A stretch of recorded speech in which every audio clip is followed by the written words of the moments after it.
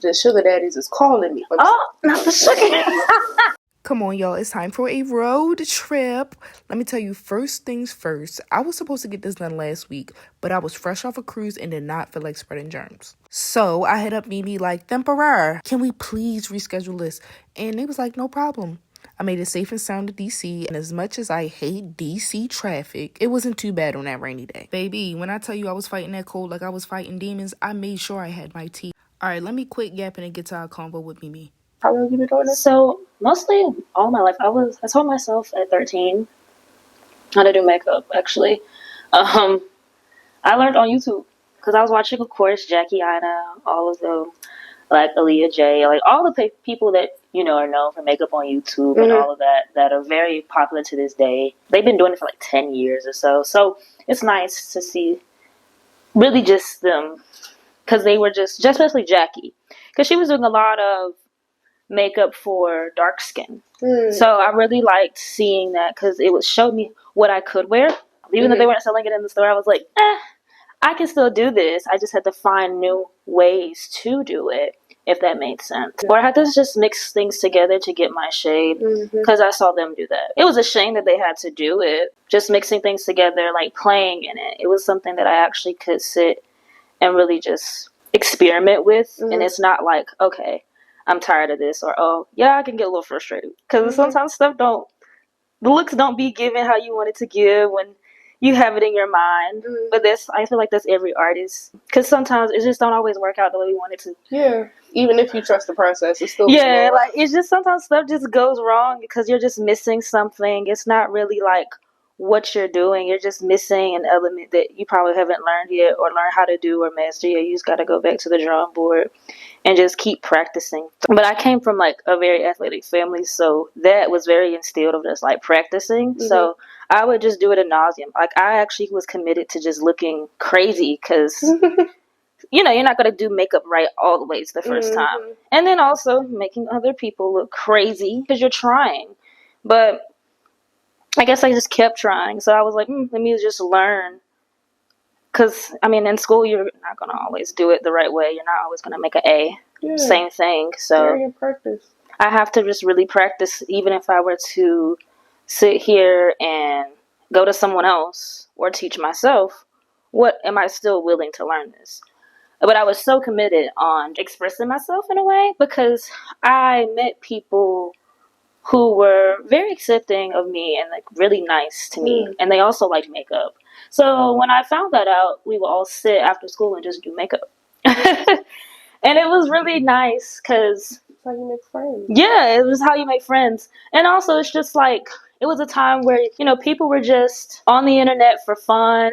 They're just looking at stuff on Tumblr. So like this is that time, that era. So everybody's like, all the real theater kids, artsy kids, or just whatever. If you did any type of art, you're just really just in Tumblr. You're really trying to figure out, your style, or you're just experimenting with your style. So a lot of people are also experimenting with their makeup and then their hair. So it's not far-fetched, but, most of the time, those kids are usually like seen as weird, picked on, because they're doing stuff differently than other people. They're not really following trends. They're just focusing on, how to fix their personal style and really just express themselves. They're just doing what makes them happy. I mean, I met people like that who also like makeup. It kind of just skyrocketed to where I was like, this is something that I actually enjoy, and I was able to meet other people with this like hobby. Even though, yes, I was frustrated with not being great at it at the time, but it was still fun. It's good that you was able to still see that perspective. Yeah, like it was still fun. Like, yeah, I got frustrated, but I was like, I just have to keep practicing. And that's when I kind of had to like embrace. I was like, I just have to keep practicing, because my parents were like, you're gonna have to keep practicing. They're like, you don't just pop out, just great. Like my parents said, pop out and show niggas, but like my parents were kind of honest with me. They're like, you're not just gonna pop out and like be great. You have to practice. Once like it was shown to me like that, I was like, okay, I get it. Yeah, I get it. And being young, you don't really think about things like that. It's a growing pain. The eyebrows. Oh, you filled them in real good. Yeah, no, I was kind of like, eyebrows really shape the face. You can't play with the eyebrows. They do. Eyebrows is the face. Yeah. I never forget. I was on a dance team in high school, and they taught us how to do makeup. My coach was like, "Y'all learned how to do eyebrows and stop doing the rest of your face." Oh no! Oh no! He said he claimed for y'all. He really clowned y'all. So it's just the brown. eyebrows are sharp. I cut somebody with this. Okay, so it's just the brown and the pink. Just start cutting niggas off with my eyebrows. Cool. Not cutting niggas off with my eyebrows. Hey. What are these, primers? Yes, these are primers. So one has this like skincare in it that like is good for hydrating. So I just want to make sure that I'm really hydrating your face. I appreciate. Listen, I do the bare minimum of skincare. I do a little. What's that? Micellar water. Micellar water, but that's not bad. That's good for you though, because sometimes you don't need a whole bunch of stuff. Yeah. I'm just gonna be honest with you. You don't need a whole bunch of stuff. Yeah. Because it's not really all the way necessary all the time, in my opinion. It's really just more so like, is your face clear and clean? Yeah. And then I do the Cetaphil wash, vitamin E oil, sunscreen, and you don't do a lot, but this sounds like a very stable skincare regimen to me. Oh, thank you. At least you know to use micellar water. It works for your skin. Mm-hmm. At least you didn't use witch hazel. What's wrong with witch hazel? It's just if you're trying to get toner, it's an astringent, so like it's gonna strip from your skin. Toner, people usually want toner to kind of get the color back to their skin after they wash it, because when you wash it, you've already stripped it of oils. Mm-hmm. Kind of like your hair, because your hair and your face are also skin or dermis, so it's going to be pretty much the same. How you treat your face and your scalp reflect on each other, because it's still dermis. Or skin, the same skin as they say. So when you have your face, if you have it washing it, you're stripping it of the oils, because usually the oils contain a bit of dirt. But what happens is once you wash it, that's gone away. For your hair, the same thing. When you wash it, that's the point of conditioner, is putting that soften it back into it. Because after you wash your hair with no conditioner, you see how dry it is, or how it's stripped. It's so raw, I guess, as people would think of it, because you stripped all the oils out of it. Now, for your face, same thing, but that's what the toner's for, is to, whenever you put toner back on that micellar, you see how soft and smooth your face feels after you put that micellar back on, because you've sat there, evened out your face. That's the point of tone. You want to just have an even tone to your face, instead of when you wash it, you have like this splotchiness, and you see all the craters, crevices in your face. The toner is going to not smooth it out, but just more so settle into what it is, to where it's not irritated or dry or dehydrated looking. So that's pretty much like why people say like the same thing with conditioner. Like that's what the thing, like the co-wash and everything. Yeah, I was a big co-washer and like. But the thing is though, it made sense, because why wash shampoo and then have to put conditioner back in when I can just co-wash and be done? But if you have a lot of dermis problems or dirt that build up, co-wash is not going to get everything. Yeah. So, because it's not like heavy duty. Yeah. You still need to wash and strip, unfortunately, and then put it back in. Yeah. Because it's still such a thing as too much. That's pretty much like where I feel like people may not understand that, because you're not. I realize how many people don't have a chance to go to a dermatologist because it's expensive. It is. It's expensive. It's not covered by insurance either. So I had to learn a lot about my skin, because my mom was really strict on us about our skin. So she was like old school, like shea butter. Get your Vaseline, really Vaseline for a minute. Like Vaseline, and I'm like, you know what? I'm not mad at you, but the petroleum.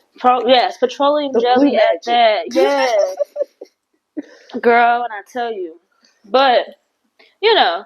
It did work, and then of course Blue Magic grease. Gotta get. That was my staple. Honestly, it did work for me. I mixed that with sulfur 8. I didn't have any more dandruff, but the way they make it now, I don't feel the same. So they're always changing something. Oh, these eyebrows, they would look good last week. I had my little fresh lips in. Now I look crazy. Oh, that's okay. We just work with the canvas we have. People be like, "Come with a clean face. You can't have any blemishes." I'm like. If you have clients, everyday people are gonna have blemishes. It's not realistic. Great. Like what? Talking about you need to have a smooth face. No one has a smooth face because people have piercings, people have bumps, and people have skin conditions. So you can't just say that. It can come off insensitive a bit. I didn't even know they went that far to say. Yeah, some makeup artists do. I try not to say things like that because, like I said, it can come off insensitive because people have skin conditions and you never really know what people have going on because they're not just going to willingly tell you that out loud, especially they're also not obligated to. But I also do ask just in case because I don't want to irritate anyone's skin. So I do like to make it safe for people to if you do have skin conditions, because you do also. I feel like people who have skin conditions can still also get their makeup done. Of course. You just have to do something different to their skin. Yeah, you just have to use different products. Really, just see what type of skin it is, and just do your research. I think people just sometimes make a bit of excuses because it's not that deep. Have you tried any of the Fenty stuff? I have.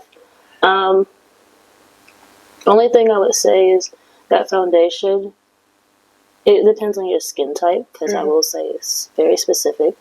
Because some people's formulas are just what they are, can't change them overnight. But I like it. I just don't know if it's because when I do my kit, I like to make it as versatile as possible. I would use it on me personally, but I don't know for everyone because it's not universal for every skin type.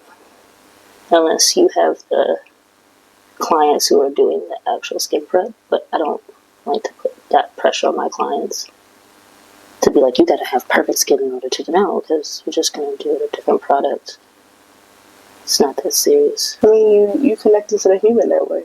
Yeah. To the person and not to, I don't want to say not to the canvas, because everybody's a canvas at the end of the day, but it's the human in you. Yeah, I don't know, it's not that serious. Okay, this product won't work for your face, let's just use something else. Or, use something that actually will work. Because there's the difference between store-bought products and, products that professionals use for their kit. So, it's not when people say that it's to be mean, it's just more so this is not for everybody's face. And that's okay. Right. That's not a bad thing, it's just, that's what that is. It's just not for everybody's face. And we need to acknowledge that. Because that's something that also is thing. Every product's not for your face. I had to learn that the hard way. Yeah. What, something broke you out? It's not breaking me out. It's just more so, if I'm going for this type of look, then, okay, maybe I don't need to do this dewy, shiny, radiant foundation. Okay. You know what I'm saying? It's just kind of what are your preferences? What products you may not fit that. And that's okay. But we can find some that do. Yeah. Because that's the big thing. We can find some that do and that will give you that look, but also it's not going to be making you look, I guess, harsh or making you look unflattering. Okay. There is... Natural. I won't even say natural. I would just say you don't want to irritate your skin. Some people are willing to go to the lengths of irritating their skin just to use product. Alright, y'all. I just wanted to come in here and show y'all the final look of this soft glam. And we have gotten our face done by Mimi right here. So, is there anything else you want to share about yourself as far as your artistic journey, where you want to go, your goals, anything like that? Well, my goals, of course, is to continue doing makeup, but of course expanding and just growing this community. I want to make everybody feel beautiful. And should. And did. Yeah, I want to make everybody feel beautiful. And hopefully I can expand it to products that people can use, and putting my expertise into that. That is definitely a goal, of course. And like I said, just growing a community. I want to make everybody feel beautiful and look beautiful as much as possible. And you will. As much as possible. Ma'am. Don't forget to follow me at The Lit Southern Belle on IG and TikTok. That is me. And also, I am taking bookings, so if you do want to look like this. If you are in the DC, DMV area, holla at your girl. Holla at your girl, because everybody don't look this good. How good does it feel to be you? Oh, it feels amazing. Yes. And I'm going outside on this lovely Sunday. The sun is out. And you got your face beat, ready to go outside. You ready to be outside. Phew, the sugar daddies is calling me. Oh, not the sugar. You know, if that's your speed, that's your speed. I don't got no sugar. I just need the money. But I do appreciate this time so much. Thank you so much for this collaboration. No, thank you. It's great. I really hope many more to come. Of course. And until next time, keep starving. Alright, you good.